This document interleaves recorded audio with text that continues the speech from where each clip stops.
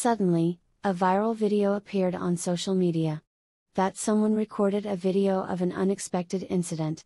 Namely, the tin roofs of people's houses flew because of strong winds. This incident was suspected because of a mild steel, namely the way the light steel was installed was wrong.